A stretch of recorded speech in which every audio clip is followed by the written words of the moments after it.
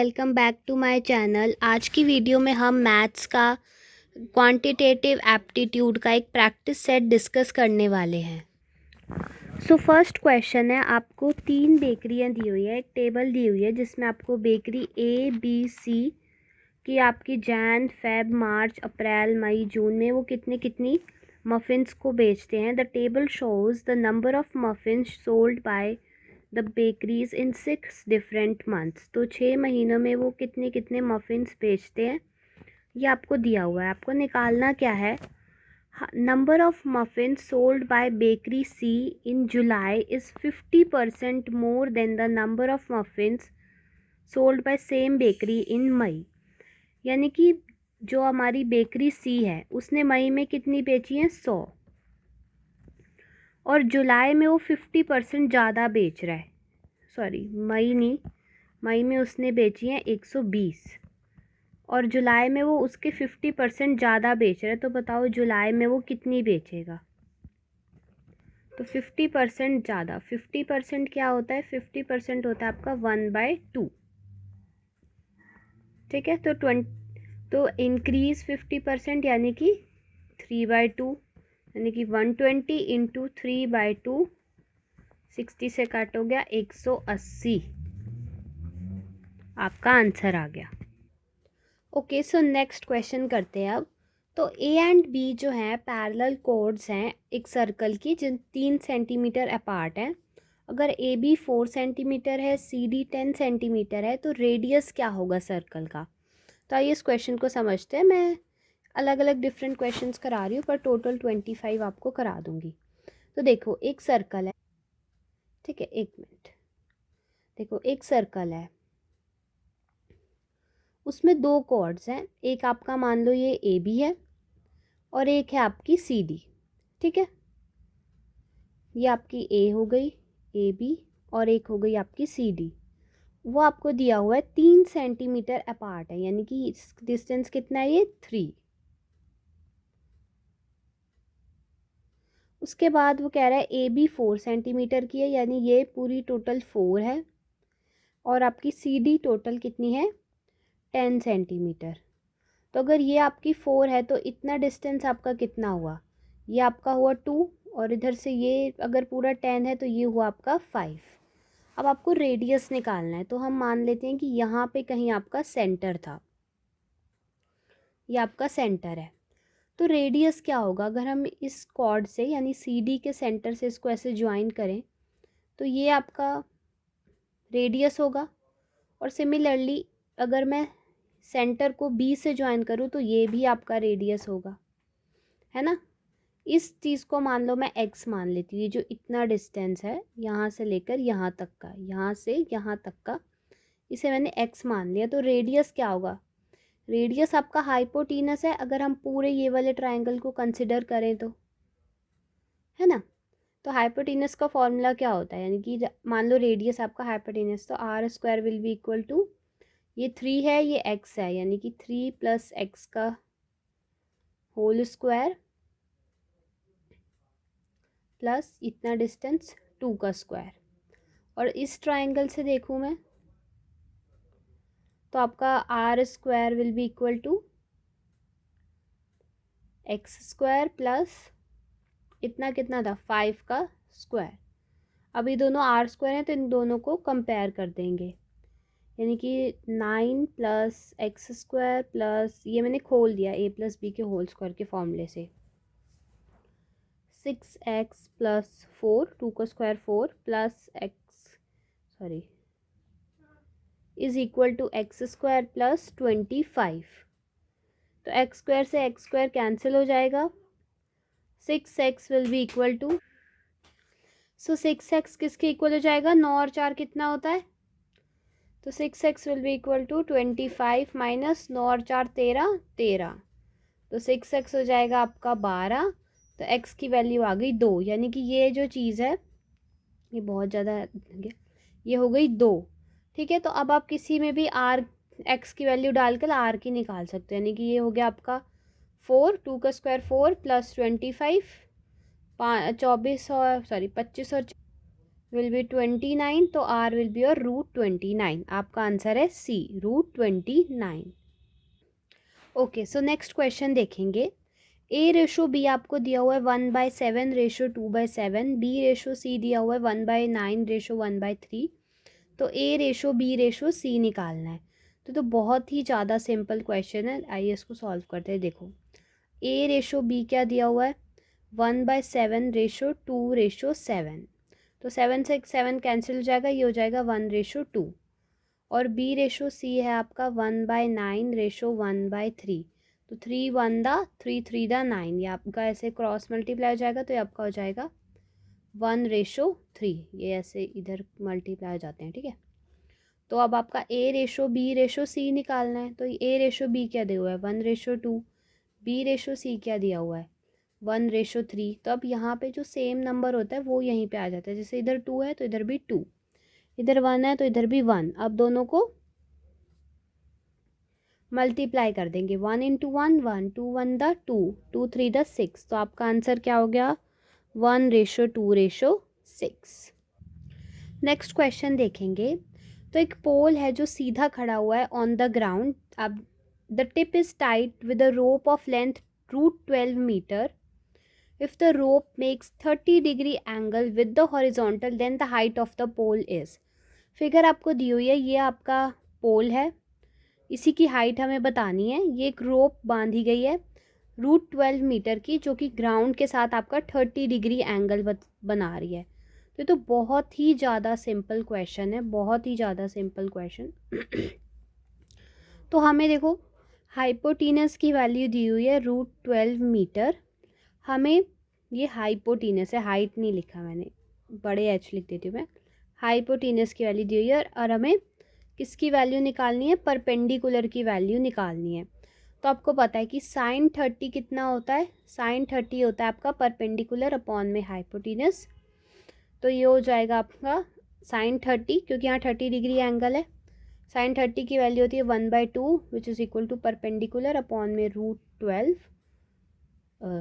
तो परपेंडिकुलर हो जाएगा आपका √12/2, जिसको आप कट करेंगे तो 12 होता है। आप इसको तोड़ लो, 4 × 12, तो 4 बाहर आ जाएगा रूट से, यानी कि 2√3 अपॉन में 2, 2 से 2 कैंसिल, तो √3 आपका आंसर आ गया। This is the answer.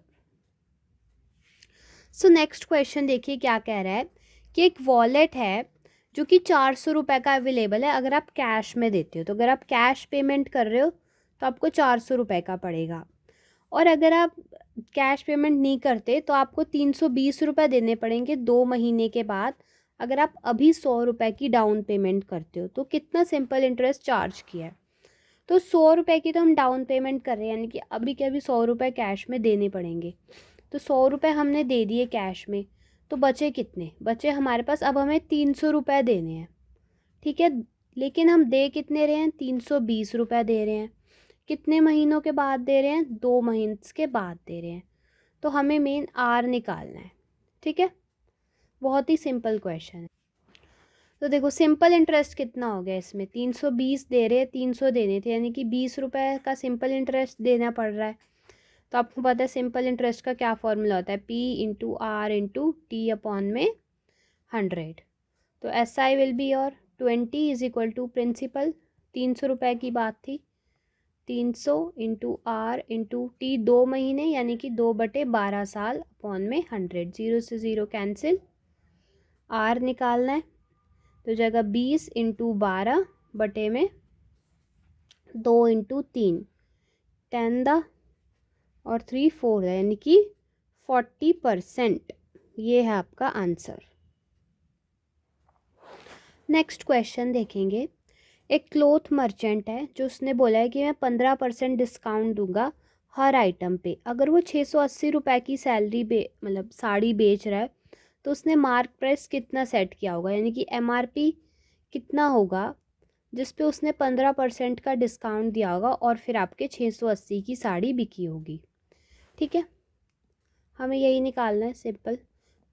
एक मिनट, हाँ। तो 15% डिस्काउंट का मतलब क्या होगा, यानी कि कम किए पैसे, यानी कि उसने 100 रुपये की चीज़ को 85 में बेच दिया, कितने MRP के। 680, बहुत सिंपल है, MRP निकालना है।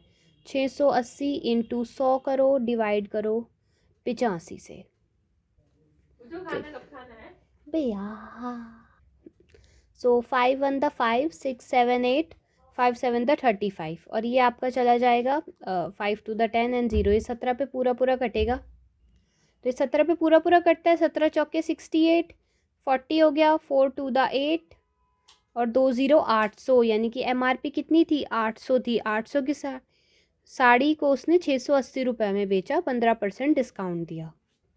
नेक्स्ट क्वेश्चन देखते हैं। एक रिटेलर है जिसने 900 ग्राम का मतलब वेट यूज़ किया है, लेकिन वो बेच 1 किलो की बजाय, लेकिन वो बेच 1 किलो के हिसाब से रहा है, लेकिन दे कितना रहा है, 920 ग्राम। ठीक है, अगर वो 15% प्रॉफिट भी कमा रहा है कॉस्ट प्राइस पे, तो उसका टोटल प्रॉफिट क्या हो, मतलब दो तरह से प्रॉफिट कमा रहा है। एक तो 15% उसने मार्जिन रखी हुई है, प्लस वो वेट में भी गफला कर रहा है, तो दो तरह से प्रॉफिट कमा रहा है। तो टोटल प्रॉफिट कितना हुआ। तो इसका शॉर्टकट बहुत ज़्यादा फेमस होता है कि 1 किलो को हम मान लो अगर ले लें 1000 ग्राम, तो वो 1000 ग्राम को मान लो बेचता है 100 रुपये में, और 920 ग्राम वो कितने में बेच रहा है, 115 रुपये में। तो इसकी आप रेशो निकाल लीजिए, 0 0 काट दो, ठीक है, और इस ज़ीरो से ये वाला ज़ीरो कट जाएगा। 23 पंजे 115, 23 चौके 92, तो ये आपका रेशो हो जाएगा 4:5, यानी कि प्रॉफिट कितने का हो रहा है, एक का कितने पे, 4 पे। तो आपका कितना हो गया टोटल, 25%, 1/4 है ना, ये आंसर आ गया। तो ये आया कहाँ से, ये मैं बता देती हूँ कि देखो, जो टोटल क्वांटिटी थी वो 1000 ग्राम थी, यानी कि 1 kg थी। वो हमने मान लिया कि जो असली में कॉस्ट प्राइस उसका 100 रुपये था, बट अब वो दोनों जगह गफला कर, मतलब दोनों जगह से प्रॉफिट कमा रहा है। अब वो क्वांटिटी इसकी बजाय दे रहा है 920, और लेकिन प्रॉफिट ले रहा है 15% का, तो यानी कि 115 में बेच रहा है। इसलिए हमने इसका रेशो निकाल लिया और हमारा प्रॉफिट आ गया। ठीक है, next question. Suri gave 25% of her monthly salary to her mother. From the remaining salary, she paid 15% towards to the rent, 25% she kept for her monthly expenses, remaining she kept in the bank account. Sum of the amount she kept in the bank and the gave to the mother was 42,000. What was the monthly salary? तो देखो, बहुत ही simple question है। सूरी ने मान लो उसकी monthly salary थी 100, उसमें से उसने 25 जो है, ये वाला 25 उसने किसको दिया, अपनी मदर को दिया। बाकी रिमेनिंग कितना बचा, 75। 75 में से 15% का उसने रेंट दे दिया, 15% ऑफ 75। ठीक है, ये ध्यान रखना है, 15% ऑफ 75 उसने रेंट दे दिया। 25% उसने अपने मंथली एक्सपेंसेस के लिए रख लिया, और बचा हुआ बैंक में रखा। तो देखो 25 और 15 कितना होता है, यानी कि 40% तो उसने खर्च कर दिया। तो रिमेनिंग उस पर कितना बचा, 25 में से 75 में से 40, यानी कि 35% जो उसके पास बचा 75 में से, वो उसने बैंक में रखा है, और बाकी का 25% जो मदर को दिया है, उनका सम हमें 42,000 दिया हुआ है। तो हम दोनों की वैल्यू निकाल लेंगे। 35% ऑफ 75, क्योंकि 75 का 35% है ना, तो यानी कि 35/100 इंटू 75। ठीक है, ये ऐसे कट गया, 15 20, 5 3 द 15, 5 4 द 20, और आगे तो कटेगा नहीं, तो बस इसको मल्टीप्लाई कर। सो यहाँ पे थोड़ी सी गलती हो गई, जो कि मैंने अभी कैलकुलेशन करते करते मेरे नोटिस में आई। तो एक्चुअली ये 75 आपका अमाउंट हो गया, हम इसको परसेंट, क्योंकि हमने बोला 100 टोटल सैलरी थी, तो उसका 15% 25%, यानी कि 40%, तो बचा कितना, 60% ऑफ 75, नॉट 35%, है ना। तो 60% ऑफ 75 आपका कितना हो जाएगा, 60/100 इंटू 75, ये कट जाएंगे, 2 3 द 6, और 3 इंटू 15, 45 बचेगा। अब ये टोटल आपका हो गया अमाउंट, यानी कि 25 और 45, 5 + 5 10, यानी कि 70 की वैल्यू आपको दी हुई है 42,000, तो 1 की वैल्यू कितनी हो जाएगी 600, तो 100 की वैल्यू कितनी हो जाएगी 60,000, तो यानी कि उसकी सैलरी कितनी है 60,000। ठीक है, तो अगर यहाँ पे कंफ्यूज नहीं होना है, 75 का 15%, 25%, तो टोटल 40% हो गया 75 का, तो बचेगा 60%।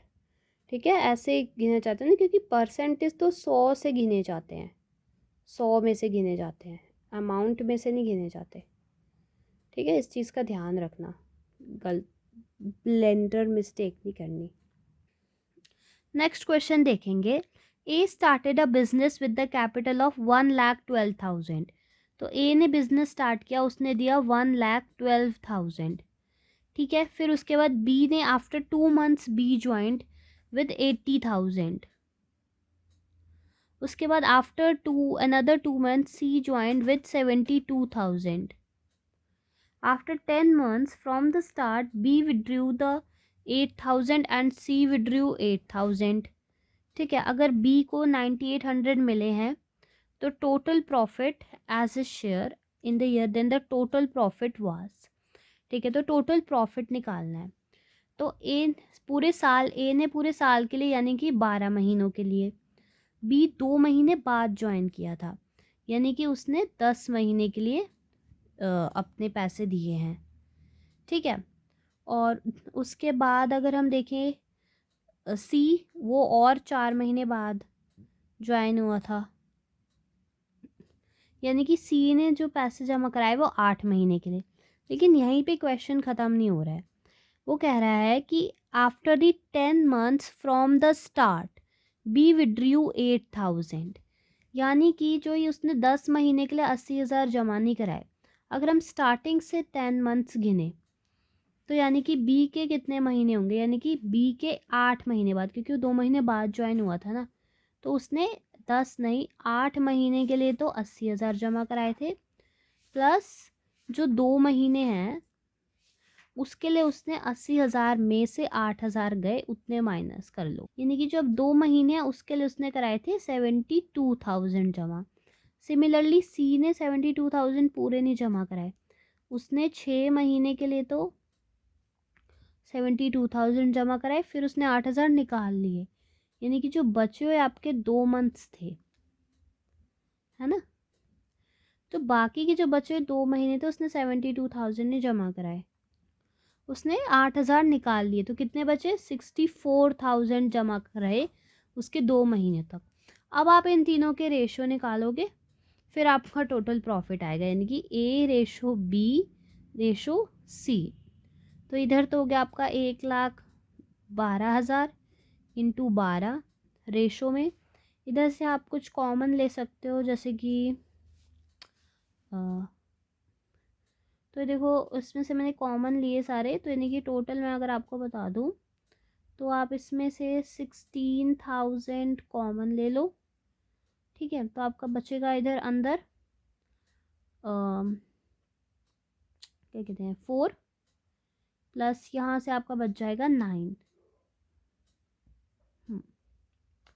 और अब इधर से देखो, एक मिनट, अब सी में कितना बचेगा, इधर से हम कॉमन लेंगे 8, तो इधर 64 है, इधर 72 है, तो 8, और इन दोनों में से भी आपका 2 कॉमन आ जाएगा, तो इधर भी आपका बचेगा कितना, देखो 9, मतलब 1000 तो रहेगा ही, 10,000 तो 9 इंटू 3 प्लस 8, राइट, तो इधर आपका हो जाएगा 16,000 इंटू 27 प्लस 8।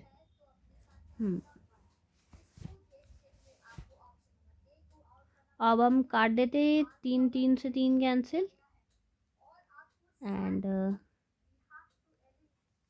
तो अब इनको सब कट करेंगे तो आपकी फाइनल रेशो आ जाएगी ये। तो हमें इसमें बी के प्रॉफिट की वैल्यू दी हुई है, यानी कि 13 की वैल्यू दी हुई है 9,800। ठीक है, ये देखो बी को ये मिला है ना 9,800, तो हमें टोटल प्रॉफिट निकालना है। टोटल क्या हो जाएगा आपका 84, 13 और 35 का सम कर लो। 5 और 4 9, 10 11 12, 8 के बाद 9 10 11 12 13, यानी कि 132 की वैल्यू निकालनी है। तो ये हो जाएगा आपका, यहाँ मैं कर देती हूँ 9800 अपॉन में 13 इंटू 132। सो गाइस यहाँ पे हल्की सी कैलकुलेशन मिस्टेक फिर से हो गई। यहाँ पे जब हम कैलकुलेट कर रहे थे तो इधर जो है ना आपका ये यहाँ पे थोड़ा सा गलत हो गया, कॉमन लेते हुए इधर 49 आएगा। ठीक है, अब करिए कैलकुलेट। तो आपको ना यहाँ पे 49 की वैल्यू दी हुई है 98,000 और हमें निकालनी कितने की है, इसको सम करेंगे तो आपका आएगा 168। अब आप कैलकुलेट कर सकते हैं। ठीक है, तो 49 इंटू 2 98, 200 हो गए। 2 को इससे मल्टीप्लाई कर दीजिए।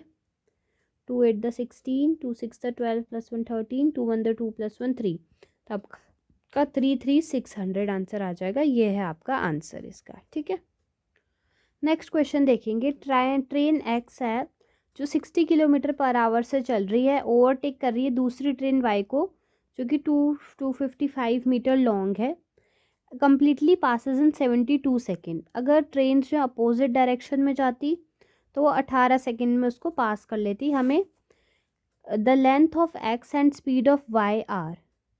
तो हमें एक तो एक्स ट्रेन की लेंथ निकालनी है और साथ में स्पीड ऑफ वाई निकालनी है। तो देखो, अगर आपकी ट्रेन जो होती है सेम डायरेक्शन में चलती हैं तो आपकी स्पीड होती है माइनस, यानी कि आपकी एक्स की स्पीड में से माइनस होगी वाई की स्पीड, क्योंकि एक्स ओवरटेक कर रही है यानी कि वो ज़्यादा तेज़ चल रही है। अगर अपोजिट डायरेक्शन में जाती हैं तो स्पीड आपकी प्लस होती है। ठीक है, ये तो हो गई आपकी स्पीड की रेशो। टाइम की रेशो आपको दी हुई है, मतलब टाइम आपको दिया हुआ है, यानी कि जब सेम डायरेक्शन में 72 सेकेंड लग रहा है और डिफरेंट डायरेक्शन में 18 सेकेंड लग रहे हैं। तो ये आपका कट के हो जाएगा। 18 चौके 72 होता है। तो टाइम की रेशो अगर 4:1 है तो स्पीड की रेशो इसकी उल्टी हो जाएगी 1:4, यानी कि x माइनस वाई का वैल्यू है 1 और x प्लस वाई का वैल्यू है आपके पास 4। ये देखो यहाँ से है ना, तो x की वैल्यू क्या हो जाएगी 1 प्लस, सॉरी, इसको सॉल्व करेंगे यानी कि 2x इज इक्वल टू 5। तो x हो जाएगा आपका, तो आपको पता है जब आपको ऐसे दिया होता है तो आपका x की वैल्यू हो जाएगी 5 एंड y की वैल्यू हो जाएगी, मतलब एक बार प्लस करते एक बार माइनस करते हैं 3। तो 5 की वैल्यू तो हमें दी हुई है, ये देखो 60 किलोमीटर पर आवर 60। तो 3 की कितनी होगी 5 इंटू 12, तो 3 12 द 36 किलोमीटर पर आवर। तो 36 सिर्फ एक ही ऑप्शन में है, तो आपका ये आंसर हो गया। ठीक है, बाकी आप खुद भी निकाल सकते हैं। टाइम है, स्पीड आपको एक्स माइनस वाई से करके इतनी लॉन्ग दी हुई थी तो आप लेंथ निकाल सकते हैं। ठीक, तो देखो एक ट्रेन है जो 78 किलोमीटर पर आवर्स की स्पीड से चल रही है, एक टनल को 45 सेकेंड में क्रॉस करती है। अगर वो एक पर्सन जो कि 6 किलोमीटर पर आवर से चल रहा है उसको 15 सेकेंड में ओवरटेक कर रही है, तो टनल की लेंथ कितनी थी, है ना। सो देखिए इस क्वेश्चन में क्या कह रहा है वो आपको कि पहले तो ये आपकी एक टनल थी, ट्रेन ने उसको भी क्रॉस कर लिया और उसके बाद यहाँ पे एक मैन था वो चल रहा था 6 किलोमीटर पर आवर की स्पीड पे, उसको भी क्रॉस कर लिया। ठीक है, तो हमें बताना है कि टनल की लेंथ कितनी है। ठीक है, तो 78 किलोमीटर पर आवर से जब आपकी ट्रेन चलेगी तो पहले तो हमें मीटर में निकालना है, तो इसे मीटर पर सेकेंड में कन्वर्ट कर लेंगे। तो 45 सेकेंड में उसने क्या किया है, ये टोटल आपका क्या है, इसमें वो यहाँ तक पहुँच गई ये ट्रेन। उसमें क्या लिख रहा है, वो क्रॉस कर रही है टनल को भी और उस पर्सन को भी ओवरटेक कर रही है। ठीक है, तो यानी कि ये हो गया आपका उसको मल्टीप्लाई करेंगे तो 975 मीटर। अब पर्सन को ओवरटेक कर रही है, यानी कि जब ओवरटेक होता है सेम डायरेक्शन में तो स्पीड माइनस होती है कि 78 में से 6 गए 72, इसको भी 5/18 से मल्टीप्लाई करेंगे और टाइम लग रहा है 15, तो ये हो गया आपका 300। तो ये हो गया इतना डिस्टेंस 300 आ गया, इतना टोटल हमने निकाला है 975। तो टनल की लेंथ कितनी हुई, इसको माइनस कर लो यानी कि 675 ये, ठीक है। देखेंगे U, V and W can complete a work in 15 days, 30 days and 45 days respectively. तो U, V और W जो है 15, 30 और 45 दिन में काम कर लेते हैं। अगर if 30 and 45 days respectively तो हो गया। If U is assisted by V and W on alternate days, then in how much time will the work completed? ठीक है, यानी कि U के साथ एक दिन आ रहा है V, फिर एक दिन आ रहा है W, तो ये कितने दिनों में काम को कंप्लीट कर देंगे?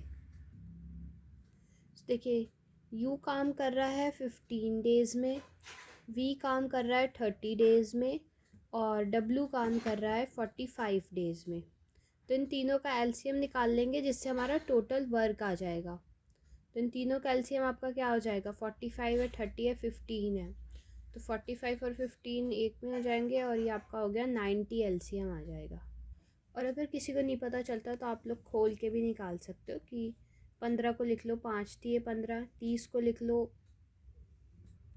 मतलब 15 तो आएगा ही नहीं क्योंकि 30 उसका डबल होता है, तो 15 नहीं 30 और 45 का आएगा, यानी कि 3 इंटू 2 इंटू 5, मैंने 30 को खोला है, और 45 को हम 5 इंटू 3 इंटू 3, तो यहाँ से 3 2 बार यानी कि 9 इंटू 2 और 5 यानी कि 10, तो आपका एलसीएम आ गया 90, ठीक है। तो यानी कि टोटल वर्क हमारे पास कितना आ गया? 90 आ गया। तो U की एफिशिएंसी कितनी हो जाएगी? U की एफिशिएंसी हो गई 6, V की कितनी हो गई? अपनी 3, और W की हो गई आपकी 2। तो यानी कि U V काम कर रहे हैं, फिर नेक्स्ट डे कौन काम कर रहा है? नेक्स्ट डे काम कर रहा है U और W। तो पहले दिन कितना काम होगा? 6 और 3 9।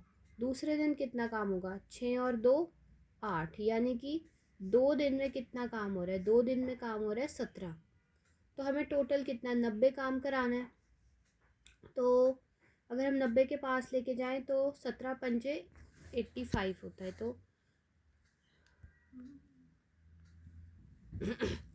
तो 17 पंजे होता है 85, यानी 2 5 10, यानी 10 दिन में काम होंगे 85, बचेगा 5 काम। तो ये तो 9 कर रहे हैं, तो यानी कि जो एक दिन में करते हैं 9 काम, एक मिनट, 9 वर्क करते हैं U और V एक दिन में, तो 5 वर्क कितने दिन में करेंगे? 5/9 दिन में। तो आपके टोटल डेज हो गए 17 प्लस 5 बाय, सॉरी 17 क्यों कह रही हूँ, 10 दिन थे ना, 10 प्लस 5/9, यानी कि ये हो गया आपका आंसर, ठीक है। नेक्स्ट क्वेश्चन है, Subhash can copy 50 pages in 10 hours और Subhash and Prakash can copy 300 pages in 40 hour, तो in how much time Prakash can copy 30 pages. बहुत ही सिंपल क्वेश्चन है अगर आप बेसिक से समझो तो, ठीक है। तो मैं कहती हूँ कि 50 पेज जो हैं सुभाष कितने में? 10 आवर में कॉपी कर रहा है, ठीक है। तो अगर मैं कहूँ कि 1 पेज कितने में कॉपी करेगा, वो इसकी एफिशिएंसी हो जाएगी। 1 पेज यानी कि एफिशिएंसी यानी कि 10/50 में, यानी कि 1/5 आवर में। ऐसे ही सुभाष एंड प्रकाश दोनों मिलकर 300 पेज कितने में कॉपी कर रहे हैं? 40 आवर में। तो सुभाष और प्रकाश एक पेज को कितने में कॉपी करेंगे? 40/300 आवर्स में। 0 से 0 कैंसिल कर दो, 2 to the 4 215 है, यानी कि 2/15 आवर में, ठीक है। तो ये हो गई, यानी कि S प्लस P की एफिशिएंसी है 2/15, और इसमें से P की 1/5 है, तो S की कितनी होगी? सॉरी, S की 1/5 है, तो P की कितनी होगी? 2/15 माइनस 1/5। एलसीएम ले लो अपना, ये 15, तो 2 माइनस 3। सो गाइस, इसमें हल्का सा एरर हो गया है, तो हम इसको दोबारा करेंगे, क्योंकि इसमें मैं बता देती हूँ एरर क्या हुआ। हम थोड़ा सा उल्टा ले लिया, हमें एक्चुअली लेना था कि अगर सुभाष जो है वो 10 घंटे में 50 पेज कवर कर रहा है, क्योंकि उल्टा ले लिया। एक्चुअली ये वर्क डन था, हमने वर्क डन को 1 कर दिया, हमें तो एफिशिएंसी निकालनी थी ना, तो हमें टाइम को 1 करना था। तो सुभाष 1 आवर में कितना करेगा? 5 पेज। ये होगी ना एफिशिएंसी तो उसकी। थोड़ा सा उल्टा हो गया था इसलिए। तो इसी तरह से सुभाष और प्रकाश जो है वो 40 घंटे में करते हैं 300 पेज। तो 1 घंटे में कितने करेंगे? 300/40, यानी कि ये हो गया अपना 15, यानी कि 15/2 पेज करेंगे 1 घंटे में। तो दोनों की एफिशिएंसी आ गई। तो प्रकाश की एफिशिएंसी क्या होगी? 15/2 माइनस में 5, 2, 15 माइनस 2 5 10, यानी कि 5/2 हो गई एफिशिएंसी। तो इसका मतलब एफिशिएंसी का मतलब क्या है? एफिशिएंसी का मतलब ये है कि प्रकाश 1 घंटे में कितने पेज कर देता है? 5/2 पेज। तो 5/2 पेज हो रहे हैं 1 घंटे में। तो एक पेज होगा 2/5 घंटे में। तो 30 पेज कितने में होंगे? इंटू 30 कर दो, 6×2 = 12, यानी कि 12 आवर में। ये हो गया आपका आंसर। ठीक है। नेक्स्ट क्वेश्चन है, 11 डिजिट नंबर है, ये आपको दिया हुआ है। इसमें वो डिविजिबल है 72 से। If x has a largest value then what is the value of x minus y. तो नंबर क्या है? 7 6 5 y 8 8 4 3 6 x 6, और ये डिविजिबल है 72 पे। 72 से डिविजिबल है तो यानी कि ये आपका 72 को हम तोड़े तो होता है 8×9, यानी कि वो 8 से भी डिविजिबल होना चाहिए ये पूरा नंबर, और 9 से भी डिविजिबल होना चाहिए। तो इसमें हमें दिया हुआ है कि x has the largest value, यानी कि लार्जेस्ट से लार्जेस्ट जितनी उसकी वैल्यू हो सकती है मैक्सिमम, वो x की वैल्यू है। तो अगर हम देखें 8 का डिविजिबिलिटी रूल ये होता है कि लास्ट के जो 3 नंबर होने चाहिए वो 8 से डिविजिबल होने चाहिए, यानी कि 6x6 चाहे वो 8 से डिविजिबल होना चाहिए। तो हम उसमें लार्जेस्ट वैल्यू रखेंगे 9 को, लार्जेस्ट वैल्यू x की, यानी कि क्या 696 8 से डिविजिबल है? करके देख लो। 8 8 द 64, 56 बचा, 8 7 द 56, तो ये डिविजिबल है। यानी कि x की वैल्यू तो हमारी आ गई 9। अब y की निकालते हैं 9 की डिविजिबिलिटी रूल से। तो अब ये नंबर 8 से तो डिविजिबल हो गया, अब ये 9 से डिविजिबल होना चाहिए। x की वैल्यू 9 आ गई। 9 का होता है कि टोटल सम जो है वो 9 आना चाहिए, है ना। तो यानी कि पहले 9 के जो आते हैं वो काटते जाओ। जैसे कि यहाँ भी हम 9 रख लेते हैं, इसको हेक्स को हटा के 9 रख लो। तो ये 9 कट गया, 6 और 3 9, ये भी कट गया, 8 और 1 9, ठीक है। उसके बाद देखो 6 और 4 10 और 8 18, जो कि 9 हो गया। उसके बाद आपका ये कितना बन रहा है? 6 और 5 11 और 7 8 और ये 1 18 बन रहा है, यानी ये भी 9 हो गया। तो y आपका कितना होना चाहिए? y भी आपका 9 होना चाहिए, जिससे ये टोटल सम 9 के इक्वल आ जाएगा। तो 9 हो गया y, x हो गया आपका, एक मिनट ये थोड़ा सा गलत हो गया, यहाँ पे ना एक तो था ही नहीं, तो ये 8 हमारे पास बच गया, है ना। तो अब 8 बच गया, ये सब तो कैंसिल हो गए, 9 हो गए, तो इधर बच रहा है आपका 8। अगर हम इधर y की वैल्यू 1 रख दें तो सम आपका 9 हो जाएगा, है ना। तो यानी कि y की वैल्यू 9 नहीं है, y की वैल्यू हो गई 1, x की वैल्यू हो गई 9। हमें निकालना है x माइनस वाई, कि 9 माइनस 1 इज इक्वल टू 8। 8 हो गया आंसर। नेक्स्ट क्वेश्चन, HCF है 3 नंबर 144 x और 192 का 12, तो x कौन सा नंबर नहीं हो सकता? तो देखो 3 नंबर है, 144, एक x है और एक है 192। तो अगर हम इनको तोड़े तो 144 क्या है? 144 है आपका 12×12। इसी तरह से x भी आपका 12 इंटू कोई नंबर होगा, और आपका 192 क्या है? 192 है आपका 12 इंटू 16। तो देखो 12 आपका कॉमन आ गया, लेकिन अगर ए आपका कोई ऐसा नंबर नहीं होना चाहिए जिससे इधर कुछ भी कॉमन आए, वरना वो 12 आपका HCF नहीं हो पाएगा ना।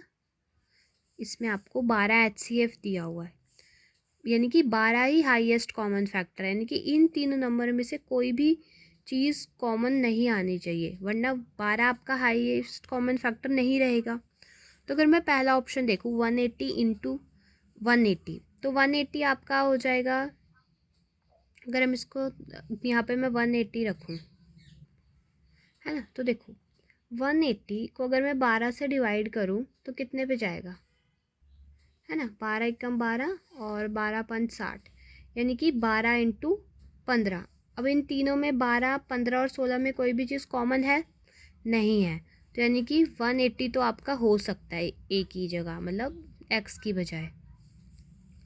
नेक्स्ट है 84। 84 को अगर मैं 12 से डिवाइड करूँ तो ये आपका चला जाएगा 12 7 84। तो यहाँ पे अगर 7 रख दूँ तो भी कोई चीज़ कॉमन नहीं आ रही, तो यानी कि 84 भी आपका हो सकता है, एक्स की बजाय आ सकता है। उसके बाद 60 रखेंगे तो 12 5 60 होता है, यहाँ पे 5 रखेंगे तो ये भी आपका आ सकता है एक्स की बजाय। 48, लेकिन देखो 48 को अगर मैं 12 से डिवाइड करूँ तो ये आपका जाता है 4 पे, और यहाँ पे अगर मैंने 4 रखा तो आपको यहाँ से कॉमन मिल जाएगा 4, तो फिर आपका HCF बदल जाएगा, यानी कि यहाँ पर हम x की बजाय कौन सा नहीं रख सकते, 48 को नहीं रख सकते, तो यही आपका आंसर है। Question, what is the remainder when we divide 40 की पावर 50 प्लस 7 की पावर 50 बाय 65, यानी कि 4 की पावर 50 प्लस 7 की पावर 50 बाय 65। तो 4 की पावर 50 है तो इसको हम इंटू इसको तोड़ सकते हैं, यानी कि 4 की पावर 2 इंटू 25 प्लस 7 की पावर 2 इंटू 25 अपॉन में 65। तो हो जाएगा 4 का स्क्वायर 16 की पावर 25 प्लस 49 की पावर 25 अपॉन में 65। तो अगर अब आपको ये फॉर्मूला याद होगा, अगर नहीं याद है तो कहीं लिख सकते हैं आप। ये देखिए, अगर a की पावर n प्लस b की पावर n और n आपका ऑड है तो a प्लस b से ये कम्प्लीटली डिविजिबल होगा, ठीक है। यानी कि अगर आपके पास गिवन है a की पावर n प्लस b की पावर n और n आपका ऑड है तो a की पावर n प्लस b की पावर n अपॉन में a प्लस b, जो रिमाइंडर आएगा वो 0 आएगा, ठीक है। और हमें रिमाइंडर ही बताना है, तो ये आप कर लो 49 और 16 जो कि होता है आपका 65, तो यानी कि ये आपका आ जाएगा reminder 0 0। If the expression this is completely divisible by this, then what will be the value of p and q respectively? तो इक्वेशन है P x cube minus 8x square minus Q x plus 1। तो ये completely divisible है इससे, तो p और q की value निकालनी है। 3x square minus 4x plus 1, इसके सबसे पहले रूट्स निकालते हैं, तो यानी कि प्लस या माइनस करने पे आना चाहिए 4 और मल्टीप्लाई करने पे आना चाहिए 3। तो ये हो गया 3 और 1, यानी कि 3x square minus 3 plus 1 x plus 1।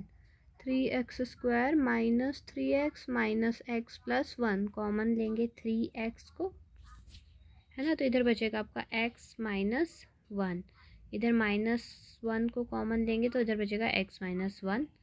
3x minus 1 equal to 0, यानी कि x इक्वल टू 1/3 और x minus 1 equal to 0, x हो गया आपका 1। तो पहले अब डालेंगे 1 हम अपनी ये वाली इक्वेशन में, ये वाली में यहाँ पे डालेंगे, यानी कि p minus 8 minus q plus 1, यानी कि p minus q is equal to 7। अब हम नेक्स्ट 1/3 डालेंगे तो हम पे दो इक्वेशन आ जाएंगी, p और q की वैल्यू निकाल सकते हैं, लेकिन हम ऑप्शन मेथड से भी कर सकते हैं कि किन का डिफरेंस 7 आ रहा है वही आंसर होगा। जैसे कि 6 माइनस 1 तो 5 होता है, ये कैंसिल हो गया, 1 माइनस 6 भी नहीं होगा। इसको देखेंगे 33/4 और -5/4, तो ये भी 7 नहीं आएगा, क्या आएगा, आएगा तो ये हो गया 28/4, तो ये आपका 7, तो यानी कि सी आपका आंसर है। देखिए x² + 1/x² हमें दिया हुआ है 7/4, हमें x³ + 1/x³ निकालना है। ये तो बहुत ही सिंपल क्वेश्चन है। x² + 1/x² है, एक मिनट, x² है आपका 7/4, तो आपको पता है x + 1/x का होल स्क्वायर क्या हो जाएगा आपका a² + b² यानी कि 7/4 + 2ab, तो ये तो कैंसिल हो जाएंगे यानी कि सिर्फ +2, तो x + 1/x क्या हो जाएगा, और इधर हो जाएगा अंडर रूट में अपना 15, तो आपका हो जाएगा ये √15/2।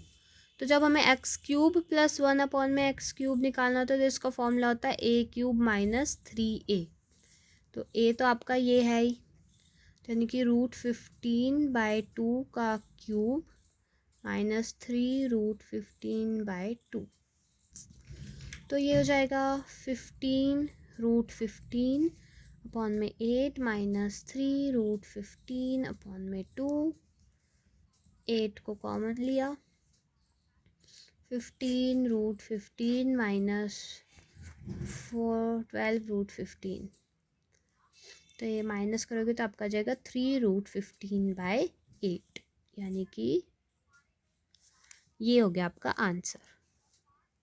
सो नेक्स्ट क्वेश्चन है, कर्व सरफेस एरिया दिया हुआ है आपको कोन का 444 पाई सेंटीमीटर स्क्वायर, डायमीटर दिया हुआ है, तो आपको वॉल्यूम निकालना है कोन का। तो कोन के कर्व सरफेस एरिया का क्या फॉर्मूला होता है, πr/l, ठीक है। तो ये आपको दिया हुआ है 444 पाई, रेडियस आपका क्या हो जाएगा, अगर डायमीटर 24 है तो रेडियस हो जाएगा 12, ठीक है। डिवाइड करेंगे इसको 12 पाई से तो आपका एल आ जाएगा, तो एल आपका आ गया 37 सेंटीमीटर, ठीक है। अब आपके पास एल है और वॉल्यूम का फॉर्मूला होता है पाई 1/3 पाई आर स्क्वायर एच, तो एच हमारे पास नहीं है, तो देखो आपको पता है कोन में इस तरह से राइट एंगल बनता है, आर की वैल्यू 12 दी हुई है, एल की वैल्यू 37 दी हुई है। अब अगर किसी को पाइथागोरन ट्रिपलेट आते होंगे तो वो उसको फटाफट से 35 लिख देगा, जिसको नहीं आता उसको निकालना पड़ेगा 37 के स्क्वायर -12 का स्क्वायर करके, जिसमें आप करेंगे 37 - 12, 5 3 में से 1 गया अपना 2, यानी कि 25 इंटू क्या करते हो 37 + 12, 7 के बाद 8 9 3 और 1 4 49, इस तरह से आपको निकालना पड़ेगा, बहुत ही मेहनत का काम हो जाएगा, इसलिए पाइथागोरन ट्रिपलेट याद कर लिए कीजिए, 12 35 और 37 का एक पाइथागोरन ट्रिपलेट बनता है। तो एच की वैल्यू आ गई, तो अब तो बस निकालना ही है 1/3 इंटू पाई की वैल्यू पाई रखो, इंटू 12 इंटू 35, ये आपको काट देगा 4 पे, बस अब मल्टीप्लाई करना बाकी है, इसको मल्टीप्लाई करके देख लेंगे, 35 इंटू 12 कर लो, 2 5 10, 2 3 6 + 1 7, और ये हो गया आपका 5 और 3 0, 7 और 5 12, 3 और 1 4, 442 इंटू 4, तो 16 तो this is your answer, okay. Next question है, ये आपको एक इक्वेशन दी हुई है जिसको आपको सिंप्लीफाई करना है। देखो 48 - 16 - 14 - 18 - 8 + 3 बार, ठीक है। तो जिस पे बार होती है उसको सबसे पहले सॉल्व करते हैं, यही होता है बस बार का मतलब, क्योंकि 8 और 3 कितना हो गया, 9 10 11, 8 और 3 11, 18 में से 11 गए, 8 में से 1 गया 7, यानी कि 7 बचा। अब इधर आपका 14 - 7 है, तो 14 में से 7 गए 7, अब 16 - 7, 16 में से 7 गए 9, और 48 - 9 कितना हो गया, 18 में से 9 गए 9, 39, तो आपका आंसर आ गया 39। नेक्स्ट क्वेश्चन देखिए, the value of 4 cos pi by 6 minus alpha sine pi by 3 minus alpha is equal to. तो इस क्वेश्चन को सॉल्व करने से पहले मैं एक फॉर्मूला लिखूंगी, वो आप लोगों को आना ही आना चाहिए, ठीक है। यहाँ पे मैं एक फॉर्मूला लिख रही हूँ। सबसे पहले आपको ये फॉर्मूला अगर आता है तभी आप ये क्वेश्चन कर पाएंगे। तो वो फॉर्मूला है 2 cos x sine y is equal to sine x plus y minus sine x minus y. तो ये फॉर्मूला अगर आपको आता है तो ये क्वेश्चन आप 2 मिनट में सॉल्व कर सकते हो, ठीक है। तो आपको याद कर लेना है या कहीं पे लिख लेना है। 2 cos x sine y is equal to sine x plus y minus sine x minus y. तो देखो ये भी इसी फॉर्मेट में ही दिया हुआ है। 4 है तो आप इसको इंटू 2 कर देना बाद में, तो आप इधर लिख लो 2 हटा के 2 cos pi by 6 minus alpha into sine pi by 3 minus alpha. तो ये आपका क्या हो जाएगा, साइन ये आपका x है यानी कि पाई बाय 6 माइनस अल्फ़ा जमा पाई by 3 minus alpha minus sign pi by 6 minus alpha minus pi by 3 plus alpha, ठीक है। तो ये हो जाएगा आपका साइन, यहाँ पे हम 6 को एलसीएम ले लें तो pi plus 2 pi minus minus minus यानी कि माइनस 2 अल्फ़ा, इधर से हो जाएगा माइनस साइन, इधर भी अगर मैं एलसीएम ले लूँ तो ये हो जाएगा आपका पाई माइनस 3 पाई 2 पाई और ये अल्फ़ा कैंसिल हो जाएंगे, ठीक है। तो ये हो जाएगा आपका साइन 3 पाई बाय 6 यानी कि 3 1 द 3 2 द 6 यानी कि पाई बाय 2 क्या होता है 90 माइनस 2 अल्फ़ा माइनस इधर हो जाएगा साइन माइनस हो जाएगा ना माइनस पाई बाय 6, ठीक है। तो आपको पता है साइन 90 माइनस कुछ भी एक्स कितना होता है कॉस एक्स, तो ये हो जाएगा आपका कॉस 2 अल्फ़ा, इधर से आपका माइनस माइनस प्लस हो गया, इधर दोनों माइनस है ना। एंड पाई बाय 6 क्या होता है 30 डिग्री, साइन 30 की वैल्यू होती है 1/2। यहाँ पे आपका बाहर 2 है ही, आपको पता है ना। तो देखो आपको पता है कॉस 2x की एक और फॉर्मूला मैं लिखवा देती हूँ। कॉस 2x अगर आपको कहीं दिया है तो उसका हो जाता है 1 माइनस साइन स्क्वायर एक्स, ठीक है। ये फॉर्मूला भी याद होना चाहिए, ओके। तो सिमिलरली हम इसको भी लिख लेंगे, 2 बाहर हो गया, ये हो जाएगा 1 minus sine square alpha plus 1/2। अब इसको 2 से मल्टीप्लाई कर देंगे तो हो जाएगा 2 minus 2 sine square alpha plus 2 से 2 कैंसिल हो जाएगा तो ये हो जाएगा 1।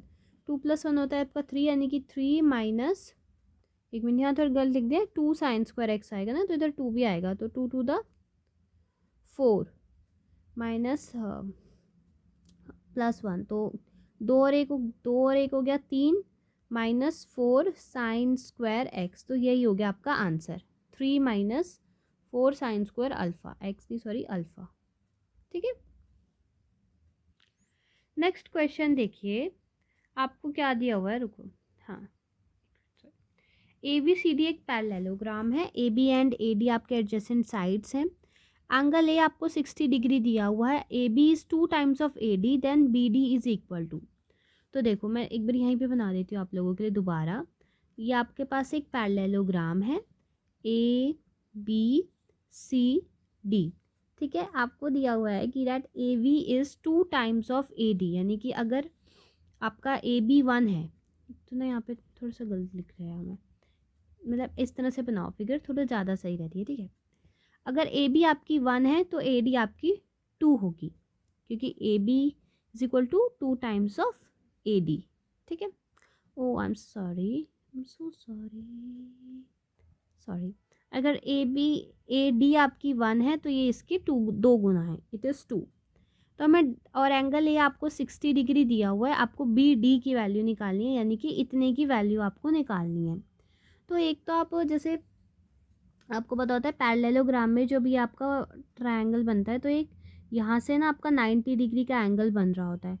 तो आप एक तो फॉर्मूला ये लगा सकते हो कि आपको जैसे हाइपोटेन्यूस की वैल्यू निकालनी है, ठीक है, ये तो आपको दी हुई है, तो आप cos 60 का फॉर्मूला लगा सकते हैं। cos 60 का फॉर्मूला होता है ना हाइपोटेन्यूस अपॉन में बेस। cos 60 हो गया 1/2 is equal to hypotenuse, base है 2, तो ये हो जाएगा।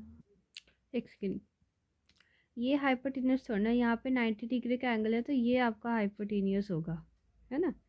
ये क्या होगा, ये जैसे यहाँ पे 60 डिग्री का एंगल बन रहा है, ये आपका बेस होगा और ये आपकी परपेंडिकुलर होगा, है ना।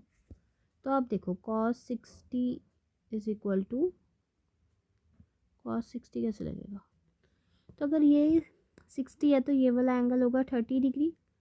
तो हम यहाँ पे लगा सकते हैं, अब लगा सकते हैं ना cos 30 is equal to base हो जाएगा आपका ये p और हाइपोटेन्यूस हो जाएगा 2। cos 30 होता है आपका √3/2, तो p अपॉन में 2, ये 2√3 अपॉन में 2 इज इक्वल टू p, तो p की वैल्यू होगी √3, ठीक है, ये √3 ये वाली, ओके। तो देखिए नेक्स्ट क्वेश्चन क्या है, A 2 years older than B, B is 3 year younger than C, ratio of age 6 years hence and B 2 years ago is 5:3। A की आयु बतानी है 6 साल पहले। तो सबसे पहले तो A ratio B ratio C कर लेते हैं। अगर X की एज C की एज X है तो B उससे 3 साल छोटा है, तो यानी कि B हो जाएगा X-3, और A जो है B से 2 साल बड़ा है, यानी कि X-3 + 2, यानी कि X-3 + 2 plus minus minus X-1 हो जाएगी A की एज। अब A की एज 6 साल पहले की, यानी कि X-1 माइनस 6 ईयर्स हैंस, यानी 6 साल बाद की, यानी कि X+5 अपॉन में B की एज 2 साल पहले की, यानी कि X-3 - 2, यानी कि X-5। इसकी रेशो हमें दी हुई है 5/3, तो इसको क्रॉस मल्टीप्लाई कर देंगे, 3x + 15 is equal to 5x - 25। तो यहाँ पे अगर मैं ले जाऊँ 2x will be equal to 15 + 25, तो 2x हो जाएगा आपका 5 और 5 10, 2 और 1 3 और 1 40, x की वैल्यू आ गई 20। अगर x की वैल्यू 20 है तो 6 साल पहले x की वैल्यू कितनी होगी 14, तो 14 ईयर्स का है वो। सो नेक्स्ट क्वेश्चन देखिए, find the average of first 5 multiples of 9। तो हमें 9 के पहले 5 मल्टीपल्स की रेशो एवरेज निकालनी है। तो अगर 1 है, 1 के पहले 5 मल्टीपल क्या होते हैं, 1 2 3 4 5, तो इसका एवरेज कितना होगा, 1 के पहले 5 मल्टीपल्स का एवरेज होगा 3। लेकिन हमसे पूछे 9 के फर्स्ट 5 मल्टीपल्स का, तो इसको इंटू 9 कर दो, यानी कि 9 के मल्टीपल्स का कितना होगा 27, तो आपका 27 आ गया आंसर। सो गाइज हमने आपको सारे क्वेश्चंस करा दिए हैं, तो आज के लिए इतना ही। आप लोग प्रैक्टिस कीजिए और जो भी इम्पॉर्टेंट फॉर्मूलेज हैं उनको अच्छे से याद कर लीजिए। तो आज जो हमने जितने भी फॉर्मूले पढ़े हैं उसकी एक बार हल्की सी नज़र मार लेते हैं।